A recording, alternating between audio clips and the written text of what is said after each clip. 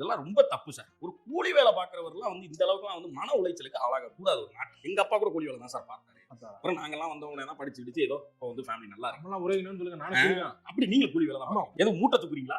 இல்ல இல்ல, மூட்டையெல்லாம் தூக்க முடியாது. கல்லு உடைக்கிறீங்களா? ஏதோ ரோடு போடுற கான்ட்ராக்ட்ல இருந்து வேலை பார்க்கறீங்களா? இல்ல, அது போலான்னு பார்த்தா வேணாம்னு இந்த அளவுக்கு பண்றாங்க. எதுவுமே இல்லைன்னா அப்ப என்னதான் கூலி வேலை பார்க்கறீங்க நீங்க? ஒருத்தர் போவாரு, ஆ. அவர் ஒருத்தர் வெட்டுவாரு. எது? அப்புறம் திருப்பிட்டு போய் நல்லா வெட்டு வெட்டு வெட்டு வெட்டு வெட்டு வெட்டு வெட்டு வெட்டிவிட்டு ஓடிடுவான். ஓடிடுவியா? ஆமா. யோ, கூலி வேலை பார்க்கறேன்னா கூலி படை. கூலி படையா? ஆமா. நான் இப்ப பிளான் B ல இருக்கேன். ஆ. பிளான் A ல ஒரு 6 பேர் போயிருக்காங்க. அங்கேயே வெட்டி முடிச்சிருவாங்க. அங்க எஸ்கேப் பண்ணணும்னு வச்சுக்கோங்க. பிளான் B இங்க வருவாங்க. நான் வெட்டுவேன். நான் மிஸ் பண்ணா பிளான் C அங்க ஒருத்தர் இருக்கான்.